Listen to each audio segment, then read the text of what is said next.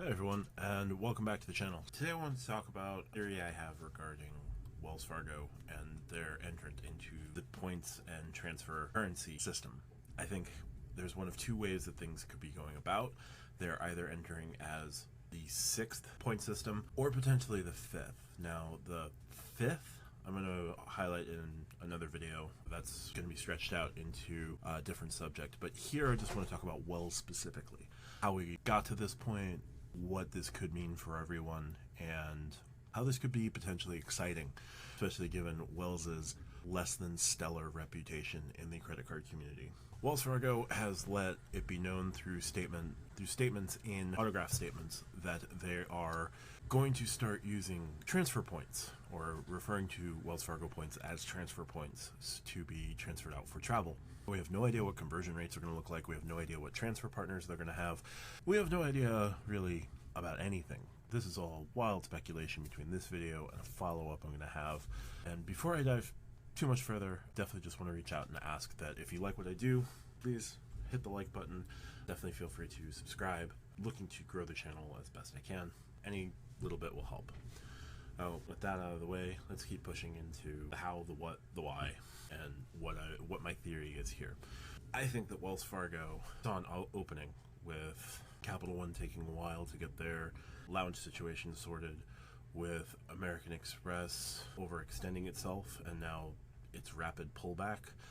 I think Wells sort of sat on the sidelines and realized that getting into the travel game would be advantageous because there's people looking for more that it appears American Express may not be able to cater to, or may not be willing to cater to, that Citi hasn't been able to cater to. Look at the Strata struggle so far. I've made a couple of videos on Strata, from the rumor that it was launching imminently to the rumor that that launch is now on permanent hiatus or may not even be happening. I still don't know what's happening there, but those two things and Capital One's slow rollout of their lounge network presents the opportunity for another player to enter the game. Now, there are 5 transfer currencies: American Express membership reward points, Chase Ultimate reward points, Capital One miles, Citi thank you points, and Bilt points. Now, Bilt is going to be a different situation. That's my other theory. So I'm going to make another video on that one specifically. But Wells Fargo administers the Bilt credit cards. So I think Wells is leveraging their relationship with Bilt and has made some pretty significant partnerships in the travel game to be able to launch their own travel currency and point system and convert 1-to-1 and potentially 1-to-2 with a couple of major names in the space. So I think that how we got here was they've been leveraging their relationship with Bilt and kind of their bank status with Bilt to work with, I think Hyatt is the most likely of Bilt's major clients, Bilt's major transfer partners. I think Hyatt is working with Wells Fargo. I'm not sure about American Airlines, just because American Airlines, they have the Barclays card, they have their Citi cards. Citi was a transfer partner for a little while, and Bilt is kind of the exclusive for now. So losing that exclusivity feels a little weird. I don't want to say that it's American, definitely. I do think KLM Flying Blue is going to sign on if they're the 6th transfer currency. I think you're going to see British Airways and the Avios program sign on as part of the 6th transfer currency. I can also see potentially IHG as well through the Bilt relationship, but also Choice Hotels through the relationship that Wells has with Choice. And then it's a question of what sort of smaller airlines are there. I think JetBlue makes a lot of sense. Turkish Miles and Smiles or Lufthansa's Miles and More would make sense, so that you could cover One World with British Airways, SkyTeam with KLM Flying Blue. You can get Star Alliance with Lufthansa or Turkish.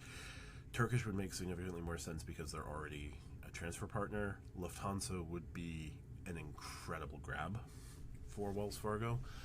So I think they're leveraging their relationship with Bilt to start going from there. I think using the autograph card as the initial card to welcome in these transfer partners and transfer out to partners is very smart, because you already have those points, and those points just become transfer points.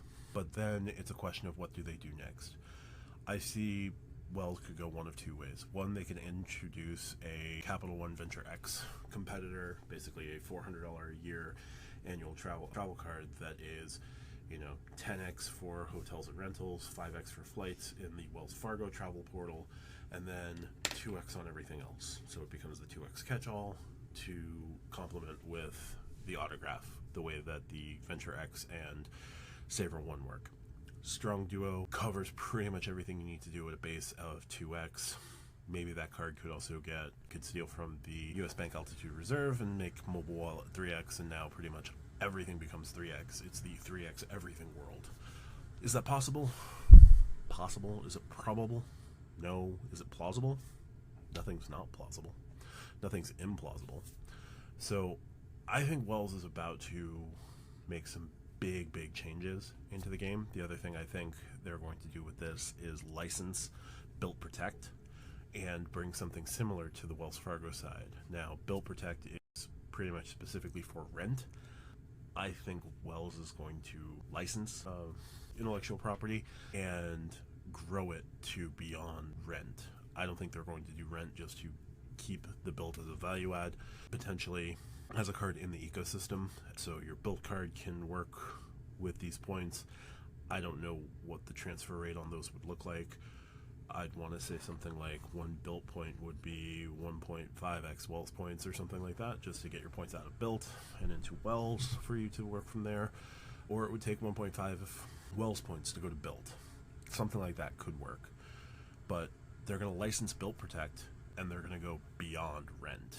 I think they're going to try and use that sort of technology or that account system to leverage other loans into points. So your car loan could be 1x points. Your mortgage could be 1x points. I think if there's a bank that would do that, can work with that and may already be doing it. I think Wells creating that system by licensing out at huge expense to them and giving Built a huge boost to continue on as that fifth ecosystem would be an incredible way to make a statement coming into the travel game, because Amex has whatever American Express has going on, tightening the language on a lot of their cards, tightening the people who they're willing to accept come in with their cards. You've got Chase with very bland, boring cards and an unwillingness, a stubborn unwillingness to change their cards to better fit their clientele. Gas and grocery is just a promotional 5x category to them. It is not an everyday category to Chase, and that is gross, basically. Don't get me wrong, I love the 5x offers that are on these Freedom Unlimited and Freedom Flex. Makes the Freedom Flex useful for the first year, but Chase continuing to take that tact, completely unsavory and borderline wrong. Now, their business cards are great. Their direct cards with like World of Hyatt and Marriott and United and Southwest, those are all strong cards. The Aeroplan is a sneaky strong card. British Airways, the Iberia, and the Aer Lingus cards are all sort of, and their Disney cards, let's not talk about their Disney cards, right? Then you move over to Citi, nobody has an idea what's going on over there. Like, there's transfer partners are still strong, the earning capability for thank you points is still strong. What are they doing? And do they have a higher end card? Doesn't seem to be the case. And then Capital One, they're doing death by 1,000 cuts on the Venture X. As the Venture X gets older, they're not building out their lounge network as quickly as they'd like. So there's some vulnerability there to take on the Venture X directly with Wells. And then I think Wells could do a card that complements the autograph and does somewhere closer to like the 550 of the Chase of Sapphire Reserve, and they do the same sort of thing. But as that, like the travel credits, and you get an elevated redemption for redeeming within the Wells Travel portal. So that could work.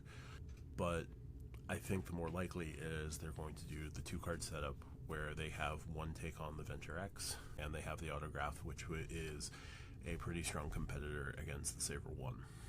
So I think that's one path that Wells Fargo can take. That is the most likely path, where they become the 6th entrant into the game.